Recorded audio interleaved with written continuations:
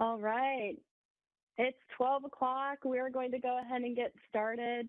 We've had a lot of questions coming in. I know that you will have many good questions to ask. I will read those questions as they are posted. But just to jump start, we've had a few come in already on the binders, and would the information in the binders be applicable to those in the school system, or is it only for clinical settings? And are you able to share the contents of the binders? And participants, if you can turn your cameras off, that would be helpful. We just want the presenters to have cameras on. Thank you.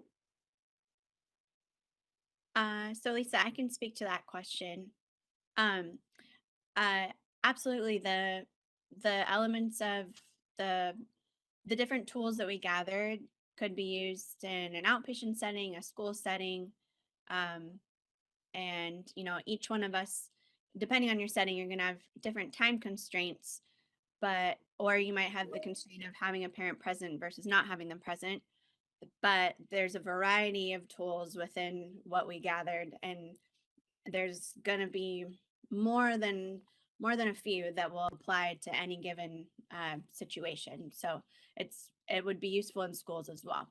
And then yeah, we can absolutely share the contents of the binder. If you email us, we can share that with you. And I would say too, I think I think speech language therapy is problem solving in general. And so there's different problem solving that has to happen with different populations you work with. I work with a lot of kids who stutter, and there's a lot of problem solving that's involved. And when you work with families and kids who are from culturally and linguistically diverse backgrounds, there's a lot of problem solving. So, like Carrie was saying, I think there's certain strengths that we have at Children's Hospital.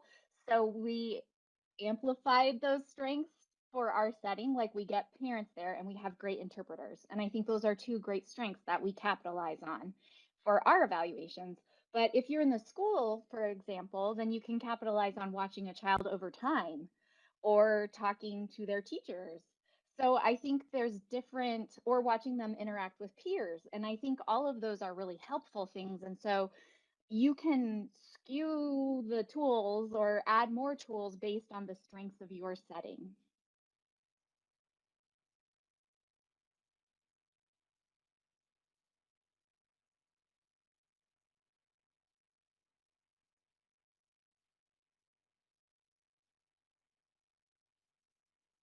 And I know there's a lot of questions about sharing the binder contents with everybody. Right now, we do have a folder within our internal system where we have like videos where I explain how to use it and all of the tools, but we'll try to create like a Google Doc or a OneDrive document or something like that that we can share outside of the organization that has that information. So it's like in a little bit, it's a lot of information, as you might guess. So we'll try to find a way to create a more shareable form of that.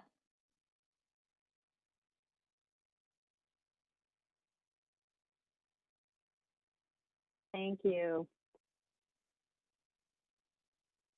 Other questions that you have could be from Dr. Rojas's presentations earlier or from Carrie and Elise.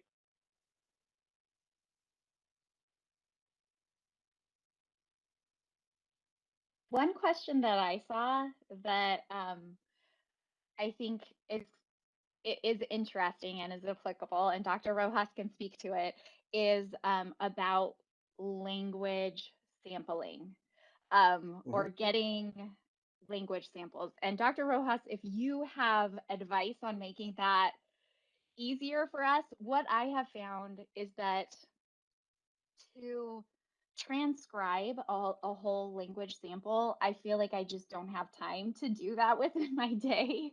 We only have so much time to analyze the information that we get. So one of the things that we did, and the reason that we used the narrative sampling that we used, is that we didn't have to transcribe the narrative sample. Like, I think it's very good to use examples of sentences that the child said during the evaluation to like you were saying, record them talking, write down exactly what they said in certain speaking situations. But for the narrative assessment that we use, you're looking at modifiability, like how easily they learned something new. And that makes it a lot more, that makes it a quicker assessment for us and just it seemed more doable. But if you have advice on ways to make language Sure. sampling more doable, that would be great. Yeah, I mean, I think it's a very valid question. I know that there was someone had asked earlier in the chat, how realistic was it to do this with a caseload of 30 or 40 kids? So yeah, I'll tell you my perspective on it because I have done it when I worked as a full-time bilingual speech pathologist, but at the same time, I think the feasibility of what you can do is going to be largely driven by definitely the setting in which you work at, right? I have never worked, for example, in a medical setting, like in a pediatric outpatient clinic type thing, but I mean, I have students who do. And I think that's very different from working, for example, in a public school setting where, that can obviously vary, but you might have a little bit more time than you might in a clinical setting where you're having to kind of bill for time, right? So, what I did when I used to work and the way that I train my students is, yeah, trying to do a language sample, definitely at least one language, especially if it's a Spanish English DLL. I think tends to be so incredibly important because it can provide you information that you're just not going to get from testing. Do you transcribe the whole thing? I mean, it really depends, right? If you follow the protocol, for example, for these databases that I talked about, like I said, on average, collecting each language sample, including yourself providing the scripted sort of model for the kid, and the kid retelling the story to you, that probably takes about 8 minutes, maybe 10 minutes per language. But the part that you would actually transcribe is going to be between 4 to 5 minutes long. How long does it take you to transcribe that 4 to 5 minutes? Obviously, depends on your skill. The thing is with transcription, we do obviously a lot of it. I've done a lot of it as a clinician. I do a lot of it now as a researcher. Is the more you do it, the faster you get. So it's just one of those things that comes. You just have to like actually do it. And because these kids are telling one of these four frog stories, the content and the length of what the kids are telling just becomes a lot more, for you as a transcriber, it becomes a lot more predictable, right? And it really depends like how deep you want to go, right? So in a transcript, I didn't really get into the specifics of this, but you don't even have to code for anything. You just have to like write out what the kid said, right? And then you can run these analyses in Salt, and it takes probably like 30 seconds to run the analyses. So it is one of those things that it's like, well, how do you distribute your time in assessment? What is the most important thing, right? And I think, yeah, that's definitely like a case by case basis. I mean, I feel like there are some kids where sometimes you get really stuck, and it's kind of these kids where you're just kind of like, you don't know what to do. You're like, does this kid qualify? Does this kid qualify? And I feel like doing something like language sampling can really help to clarify some of those, especially when you're kind of wondering, right? But also kind of, something that you said at least earlier, right? Sometimes you have kids that might pass the PLS 5, right? And that's a complaint I've heard from a lot of clinicians. They're like, it's too easy, right? A lot of kids just pass it. Well, language sample them and see how they do. Language sample, right? Um, so I think it just adds this other dimension, right? Thinking of this framework of using converging evidence, right? I think it's really helpful to have that component. Now, if you only have an hour, and then at the end of that hour, you have to give the parent a diagnosis, right? Which is not what happens in the schools, but in some medical settings, that's what it's like. You literally have to like tell the parents and you have to make a diagnosis. That's definitely harder, right? That's not going to happen. You can't do that. You can't do a language sample, transcribe it. The analysis is fast. The transcription is going to take some time. So no, you're going to have to use tools, whether it's an hour, hour and a half, that you can either score or they're automated to be able to kind of provide a result right away, right? So in that regard, something like the quills, I think, is awesome. It's a screening. It's not a diagnostic evaluation, right? But being able to do the quills, for example, if it can be done, for example, maybe remotely before the kid comes, right? That would be ideal. Or if it can be done, you know, half an hour before the evaluation starts, like in the waiting room, you'd have to set up in the right way to have some headphones or something.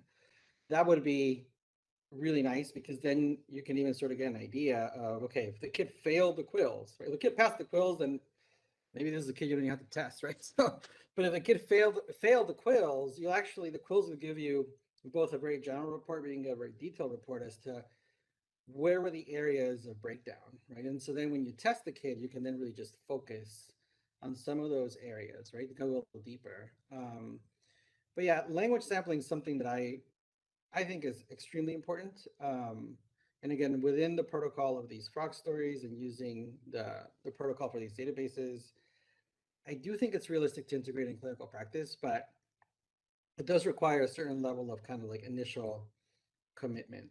And the more you do it as part of your normal practice, just the more efficient you will become, right? So, and most of my time I practiced in the public schools. I did some early intervention work as well. And these databases don't go down like below 4 years old, right? So if you're working with a 2-year-old or a 3-year-old, that's not necessarily going to be appropriate. You're going to do other things.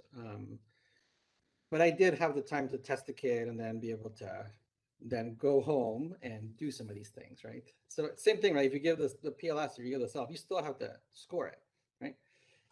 I mean, it's still going to take you a little bit of time to score it and then look up the norms in the little book and figure out where the kid is and fill out. All that stuff takes time, right? That's probably going to take you like a good 30, 45 minutes anyway. If you can transcribe a 5-minute language sample and it takes you like 10, 15 minutes, once you get good at it, it's comparable, right? So it's all about kind of picking, to some degree, kind of picking your battles when you put together these protocols to test these kids. And I think a really important thing is to not become so structured to the point that you feel like you put together a protocol and that's the protocol you use for every single DLL child you'll test, because sometimes you'll have to adapt those protocols, right? You might not have to give the kid everything that you give every other kid, right?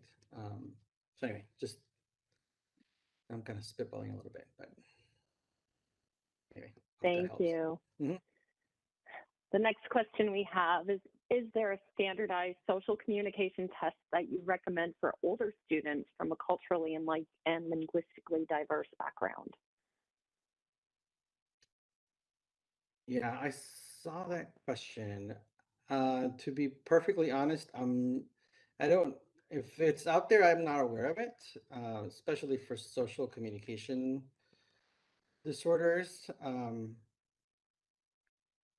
I am not aware of something for older children, specifically geared for CLD, kids from CLD backgrounds. But maybe either Elise or Carrie might know of something. I'm not aware of anything. Doesn't mean it doesn't exist. I just don't know. I can speak to that a little bit. As far as standardized, I know that the base of for their age range is 4 years to 6 years, 11 months. They do have a pragmatics assessment. One of their subtests is pragmatics.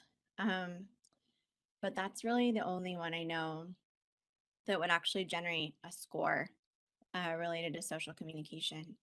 I primarily do social communication evaluations, and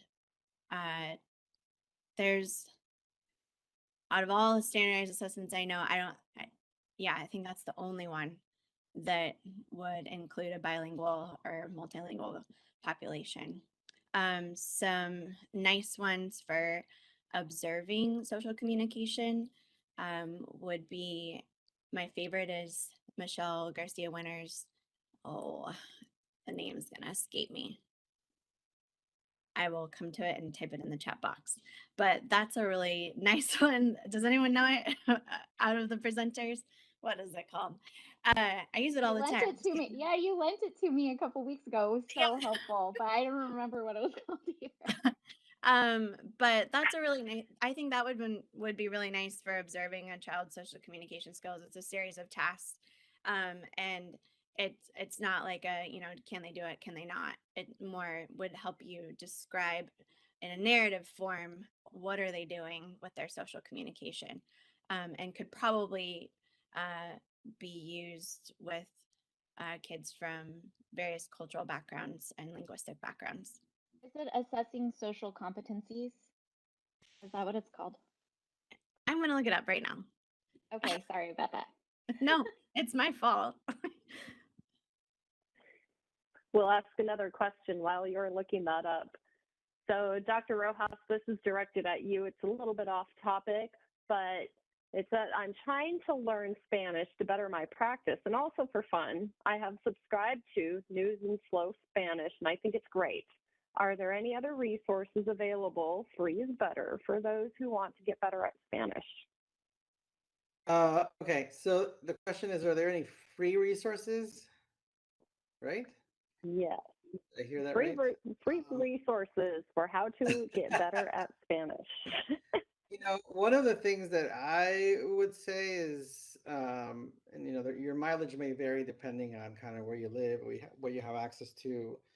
I've had other people ask me something similar, and something that I think would be really helpful and nice to be able to do is you can try to see if there are groups around your area that might have like a Spanish social speaking group, right? Sometimes people will get together, I don't know, in a coffee shop, or they'll read parts of a book. I mean, and obviously proficiencies are going to vary, but usually these are folks who are interested in having sort of kind of these kind of more informal interactions with people who are learning Spanish, but also Spanish speakers. Um, there's that. I mean, the other piece is definitely volunteering. And volunteering can be in many different settings, but one of the kind of a good kind of entry level piece, if you feel like your Spanish, you really want to get better at it, and maybe you don't feel super comfortable having conversations yet, is kind of look again. It depends where you live and what's offered in your geographical sort of area or your city or region. But look into your public libraries. Sometimes public libraries will have events. Sometimes they're for kids, but sometimes they're for adults. Sometimes they'll have like computer classes for adults. Sometimes they'll have citizenship classes for adults. And so sometimes public libraries have really nice sort of events and a lot of times they need volunteers. And sometimes that's a nice way to try to sort of interact with some folks. And those, I mean, of course, and then you can volunteer in multiple other, not just public libraries, but community centers, like sometimes places of worship, et cetera, et cetera. But those, I would say, would all be really cool, free things that you can actually interact with people in a more dynamic way. And then, as far as kind of resources online to learn Spanish that are free, I'm sure there's things out there. I wouldn't know exactly what to recommend, but I'm sure there's a lot of stuff out there. I'm sure there's like apps and so on and so forth. Yeah, yeah. So anyway, some suggestions. Thank you. Next question is from Catherine. There were many resources listed for Spanish, but what about other languages? What is the best way to formally assess students with other language experience, especially working with an interpreter? Yes, that is a really good question. I would say, the vast majority of the evidence-based with DLLs is definitely heavy Spanish English, right? And that's due to multiple reasons that I talked about in my talks, right? One is the size of the population. In terms of people who did data collection, I mean, those are the most readily available. That's the most readily available population of usually highest concern for academic achievement issues. But with other populations, in terms of things that I know that people are doing work in, I would say there's Cantonese and Mandarin. There's some resources available for those languages. Also Vietnamese, some in Hmong. I kind of know only like maybe two people are working on Arabic English. But as far as kind of accessing resources. Yeah, a good resource for trying to see if there are materials or recommendations, and Elise and Carrie referenced this in their presentation, but the Leaders Project has a really good website. They have a lot of really nice info. I would also say the Bilinguistics website also has a nice info that it won't be as detailed or in-depth as what you can find for Spanish English DLLs, but you'll find information on other language combinations that are not as prevalent. But it's a really good question in terms of like, how do you go about it? Like I said, can you assess, can you treat in English? And the answer to that question is yes, but you have to do it in an appropriate way, right?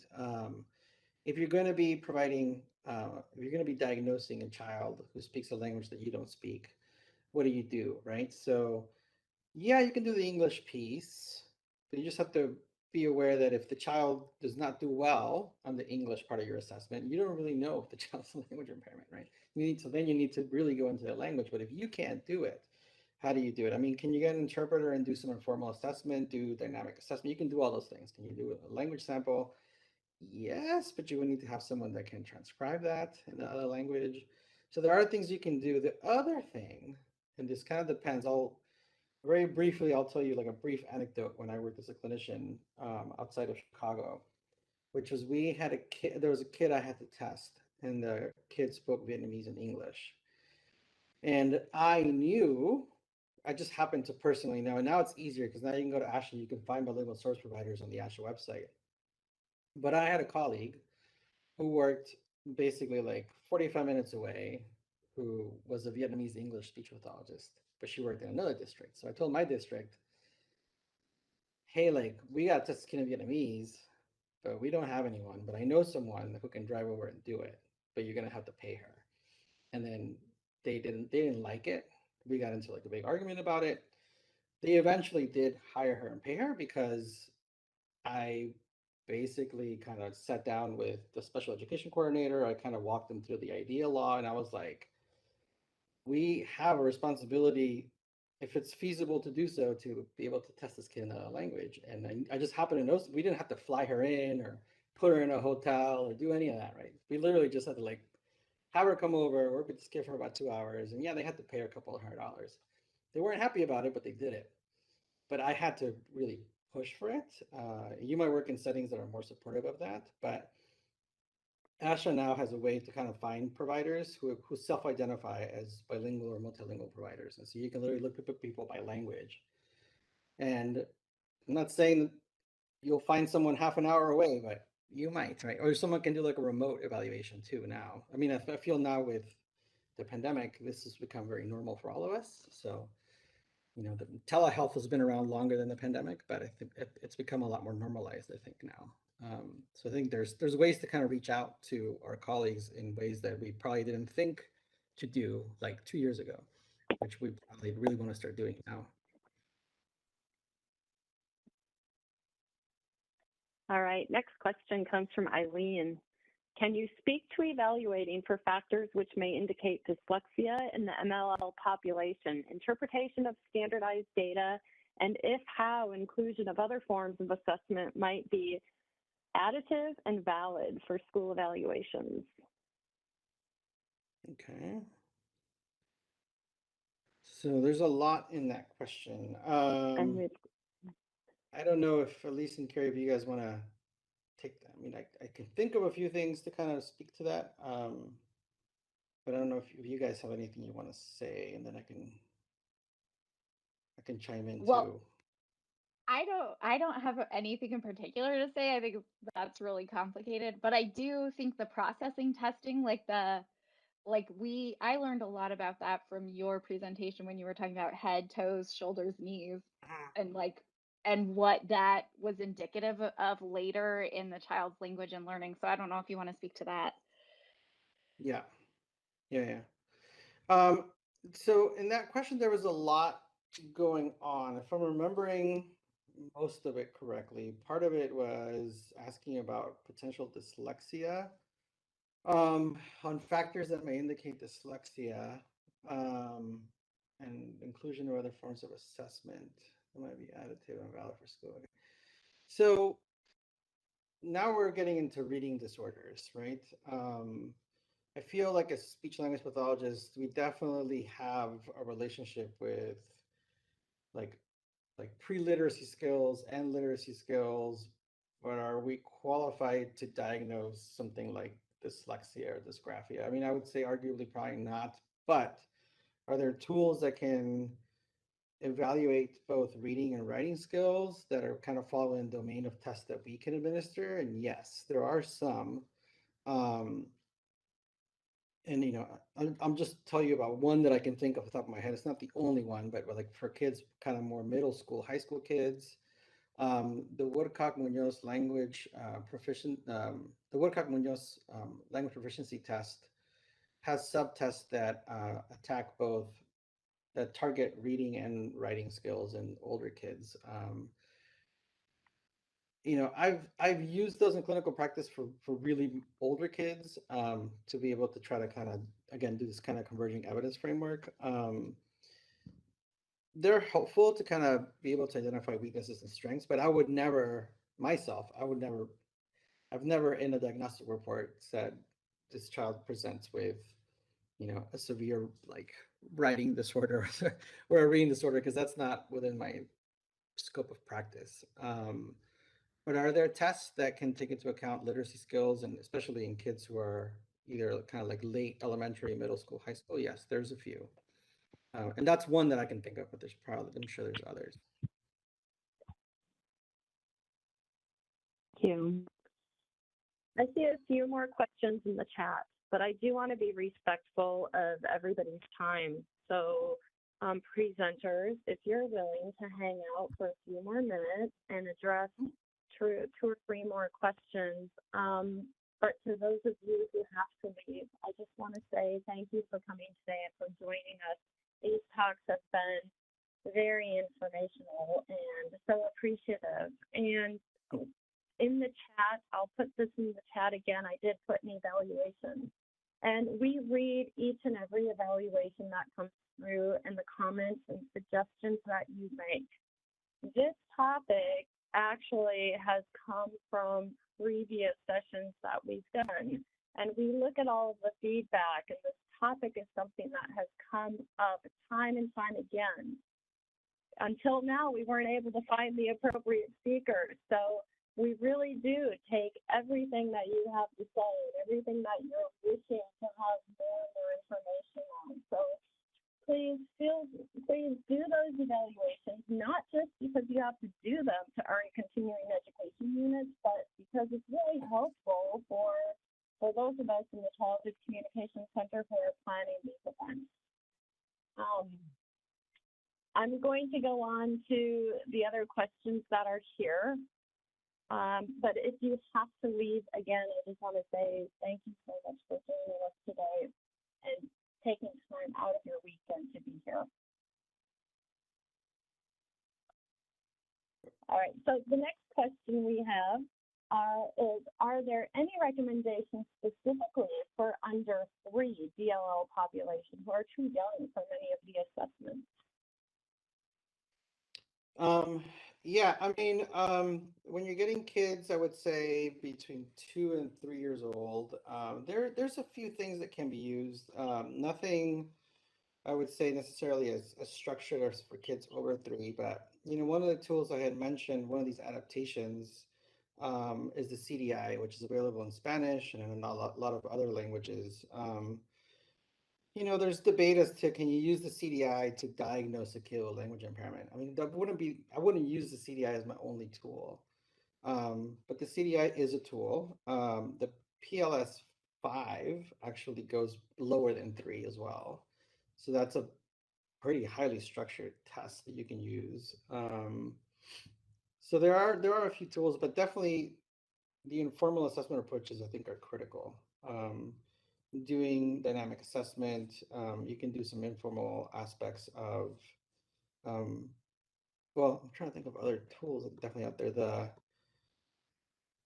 I'm almost positive, but I'd have to look it up. I think the WPVT and the ROWPVT might go below 3. I'm not positive on that, but possibly.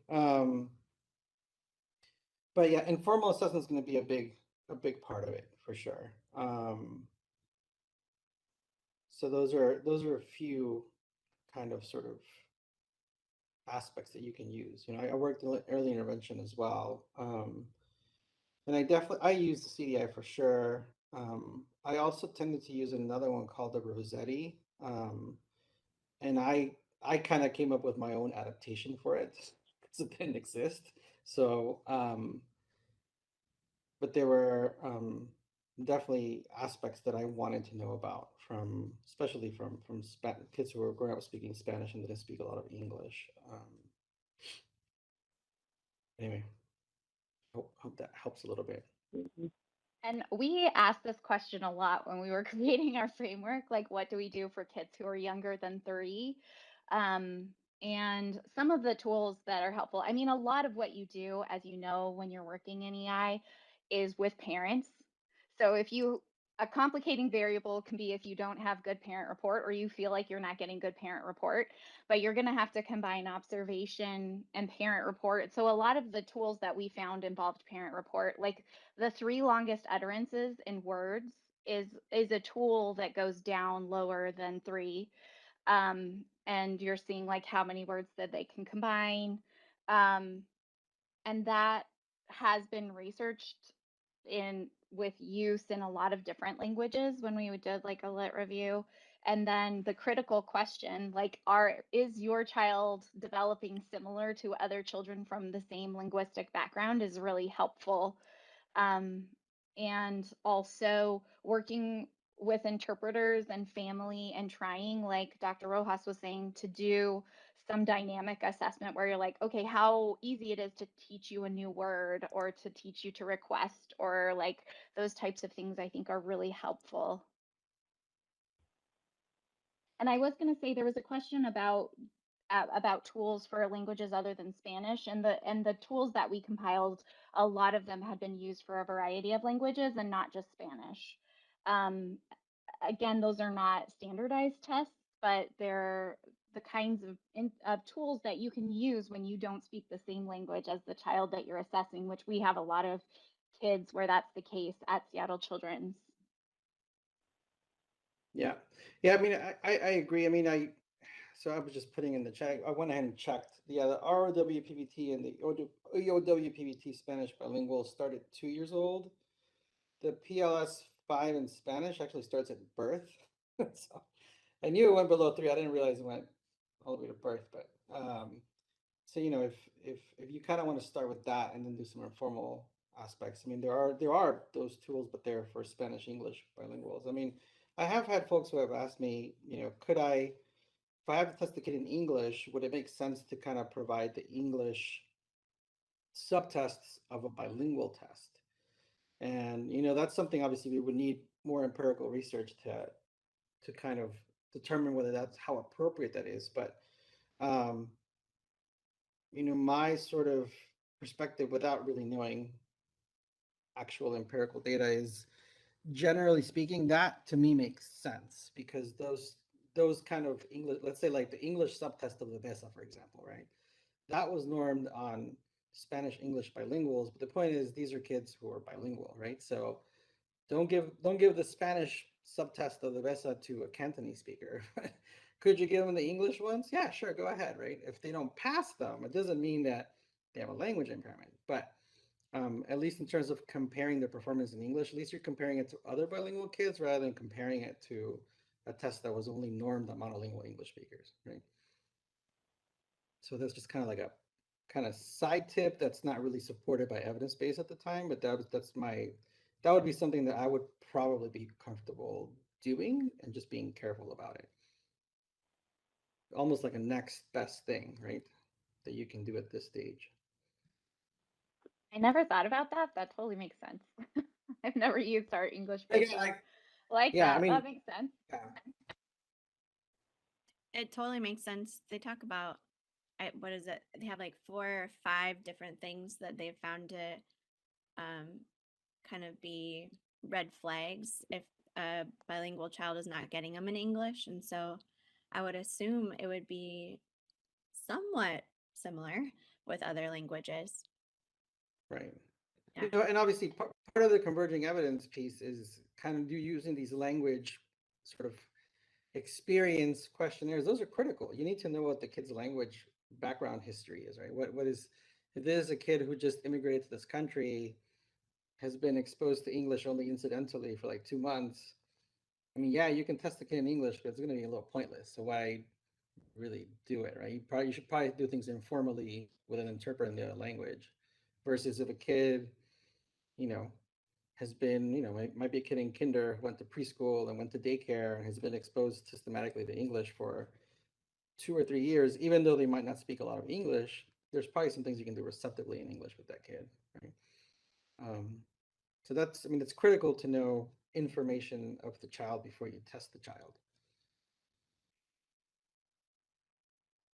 Yeah, and bilinguistics you had mentioned, and we used a lot as well as the Leader project. And bilinguistics has some of that information on differences that you would expect between English and a wide variety of the most common languages. And we actually have the book that they published that has that information. But they also recommend if you get something like Oromo is not in their little book, you can Google it. And there's a lot of information. You have to take it with a grain of salt. But if you're problem solving through like testing in a very like non-mainstream language, then you're going to have to be creative in kind of your approach. One other resource for information about other language development is from Portland State University.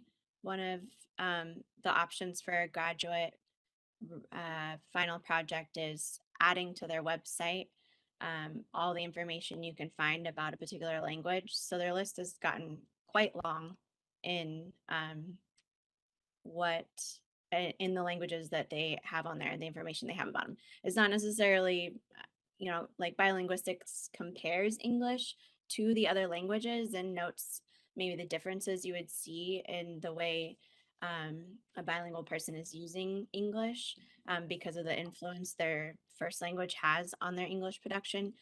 The PSU website doesn't necessarily do that, but it does have a lot of great information about the other languages. So I'll put that link in the chat.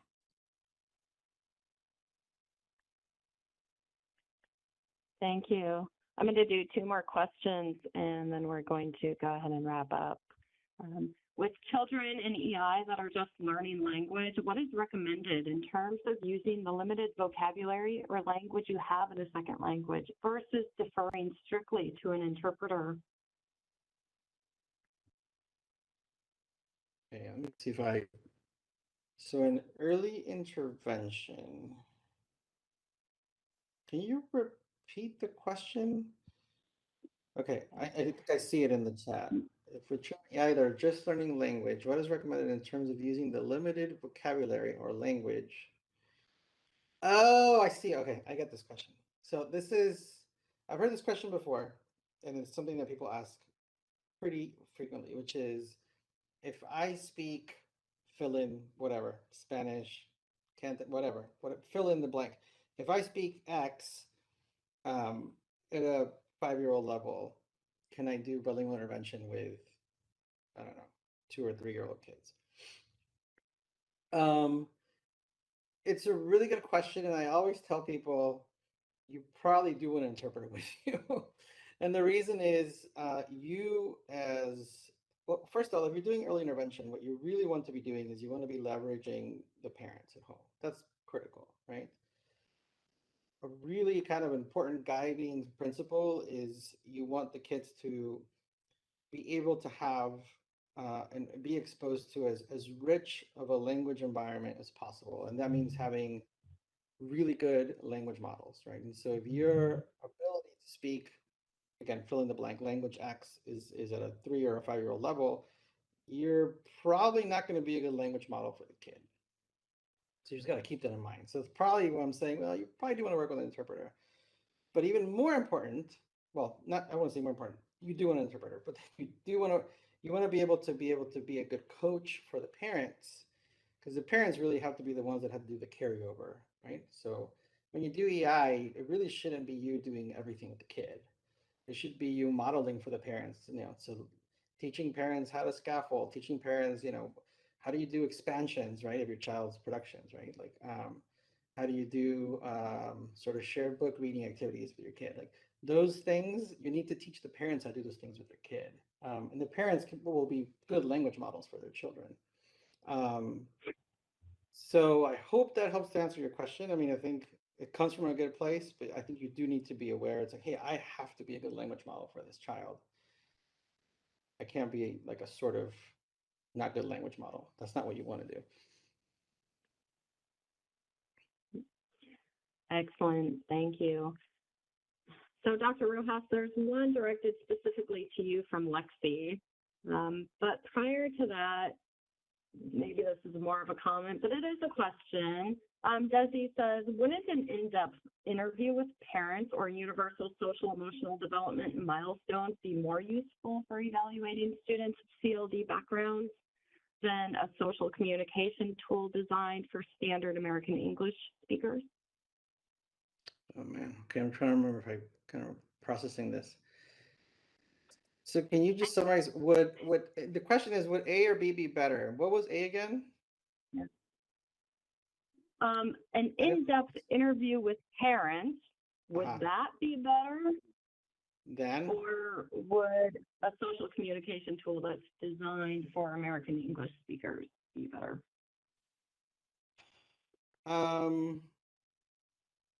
Yeah, I would probably say that sometimes some of these things that I don't think the answer is always like it's either A or B. I would probably start with the parent piece first. And if you're kind of wondering, do I do both? I mean, there might be aspects of this other tool, this social communication tool that's normal on English speakers, that you can integrate some of those questions in an interview with the parents. And then that way you're kind of getting a little bit of both. But doing in-depth interviewing with parents, I think is extremely important, right? I know this was mentioned also by Elise and Carrie, but yes, parents overall, we have found, tend to be really good judges, not necessarily of where all the breakdowns are, but if parents are concerned about general developmental milestones, whether it's language or fine motor, gross motor, usually they tend to be right. They might not know exactly what's wrong, but they know something is amiss, right? But doing this in-depth interviewing is how you can really kind of, or almost kind of leverage as much of that information from the parents that can help guide other parts of your assessment. I just want to add to that. I hope it wasn't implied that I would suggest relying on standardized assessment for social communication evaluation. You're absolutely right, Desi. You should be including parent report, parent interview, teacher interview, observations of the child if you're able to out in their school, and then informal assessment with the child, dynamic assessment. Social communication, as we know, one of the things that makes it so hard is that there's no formula for social communication. There's tons of gray area. And of course, you can't standardize social communication for any language, whether it's for monolingual children or bilingual children. So it's important to get information from as many sources as possible. But if you had to use standardized assessment, if someone's holding you to that, I was trying to think if there's any, and those are the only ones I could think of.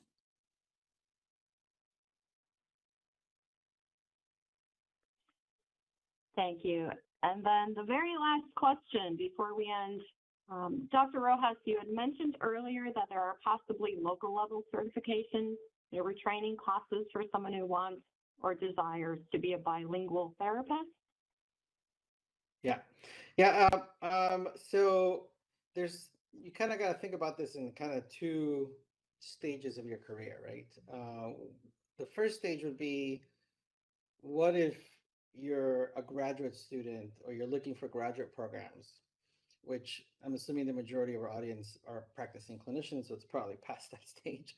But if you were at that stage, like, I don't know, if you happen to be someone who's transitioning, thinking of becoming a clinician in our field, then, kind of trying to get admitted into programs that offer specialized training to work either with specifically with DLLs or more generally with culturally linguistic diverse populations.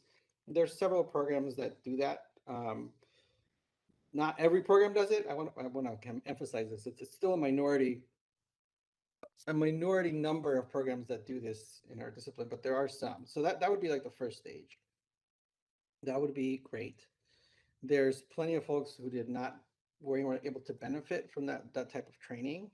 And then you can do training, obviously, once you're a professional. Part of what you can do are things like this, attend CEU courses like the ones that we're having today.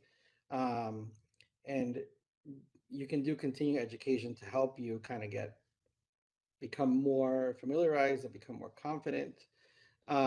There's like, for example, like Bilingual Therapies has a bilingual symposium like every other year, and that's really nice to attend if you can. They tend to have really good people present there.